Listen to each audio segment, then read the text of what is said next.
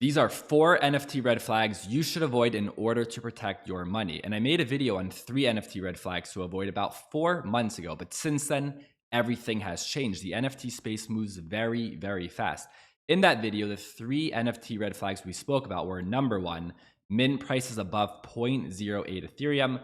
Number 2, projects that allow you to mint several NFTs, for example, 10 or 20 at a time.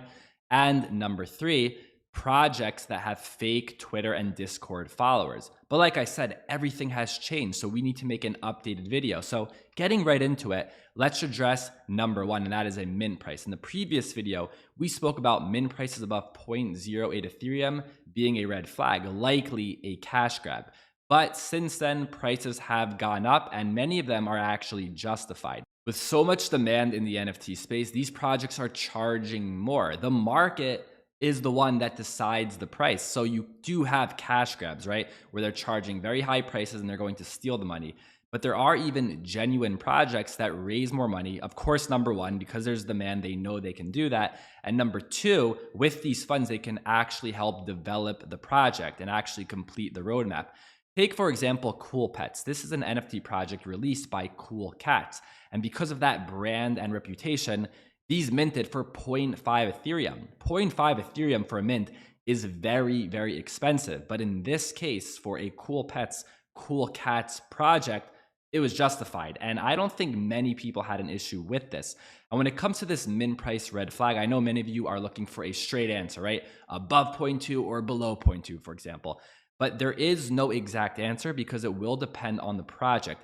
If we have an anonymous team that no one knows anything about, we don't know the project leaders, we don't know the artists, and they have a mint price of 0.3, 0.4 Ethereum, that is a red flag. But if we have a big brand coming into the space, a very popular person with a good reputation, an artist with a great reputation, and they have an NFT mint price of 0.2, 0.3, 0.4, maybe even 0.5, sometimes even higher, in that case, it's not a red flag. So in terms of determining what is a red flag for an NFT mint price, it will depend on the reputation of the project. But for all of these unknown anonymous projects, anything in my eyes above, let's say 0.1, maybe the 0.15 range, I would call likely a potential scam and also a red flag.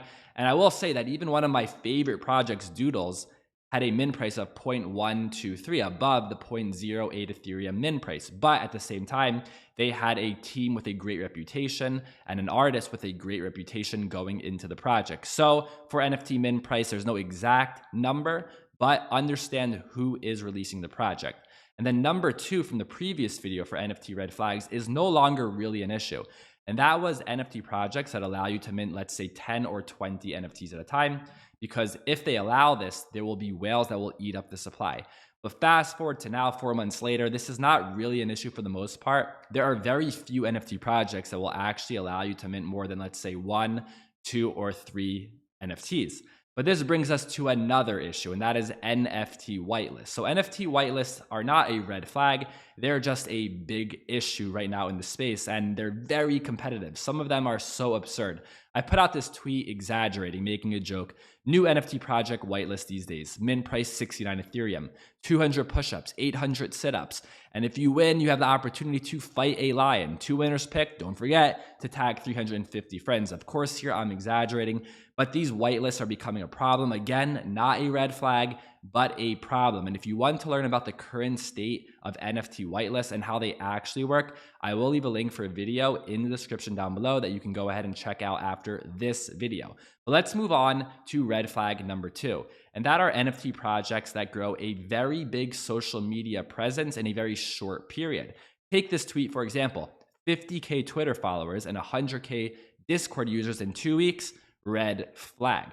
And in the previous video, we spoke about using Twitter audit tools to determine if the followers were real or fake. But I realized that there is an issue with these Twitter audits. Whenever I use them, it seems that everyone has real followers. And I started to realize that these accounts can pay for real followers and they can pay for engagement, but it's not organic. And if we look at the Squiggles project, which I'm sure many of you have heard about by now, ended up being a scam.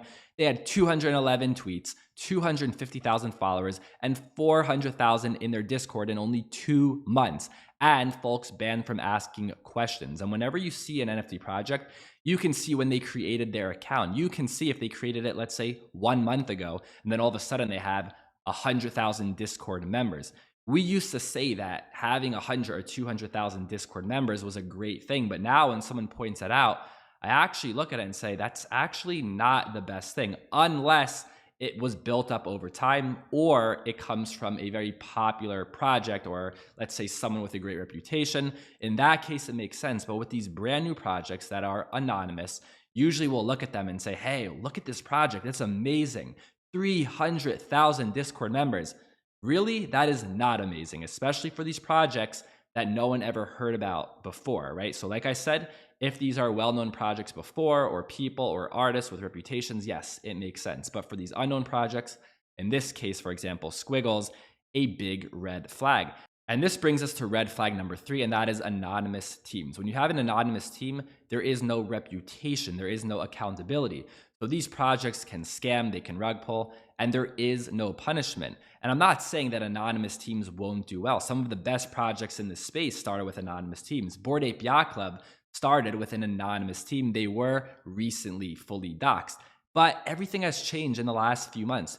Because of the greed and the scams in this space, people are using anonymous teams to take advantage of you, to take advantage of us. Really, there is no accountability. This project, Balloonsville, even put out a tweet stating all it took was a couple of paid actors and boom, we did it again. Y'all really believe anything nowadays. Magic Eden NFT, refund everyone, we scammed, because you were too stupid to ask for ID, which could have easily shown we were a rug. So in this case, they're trying to play it off as the good guys. It wasn't us. It was Magic Eden. They didn't ask us for ID. No, in the end of the day, these guys are scammers. But it's gotten to a point where scammers and rug pullers can literally go on Twitter and say, hey guys, we scammed you. And you know why they do this? Because there is nothing to lose. They are anonymous. Their name is not tied to the account. They put out another tweet saying, we denied providing ID. I have an American accent. We denied providing any proof of concept in regards to our roadmap. And people still buy into these projects, nothing to lose. But it's not only about scammers. When you have an anonymous team of good people, genuine people, it still can create a problem. And the reason is because when your name is not tied to basically anything in life, there is no accountability. You can have a real, genuine project that wants to have a great NFT ecosystem and a great roadmap, but maybe in the future, things just get too tough. There's a struggle. So because there is no name attached to the account, no name attached to this NFT project, they can just leave and abandon the project. Again, these are not scammers or rug pullers. These could be genuine people who want to do a good job, but when their name is not on the line, they give up very easily. And then number 4 for NFT red flags are unapproved NFT derivative projects. These are NFT projects that basically copy a blue chip NFT. For example, copy Doodles, copy Bored Ape Yacht Club, or copy CryptoPunks, or a few others in this space. And the idea here is that these teams have completely different developers, completely different marketers. Everything is different, except they are stealing the blue chip brand's name and marketing. That's it, right? It could be a horrible, horrible project, but they try to convince the public, hey, we're basically Doodles, we're basically Bored Ape Yacht Club, we're basically CryptoPunks at a fraction of a price. And when we look at the Squiggles NFT, it had all of these red flags. It had a min price of a Dutch auction starting at 1 Ethereum.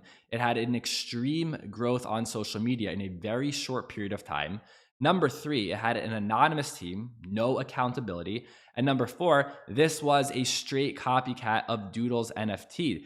And NFT derivatives are a big problem in the NFT space. However, there are some NFT derivatives, or we could say NFT copycats, that you actually should be paying attention to.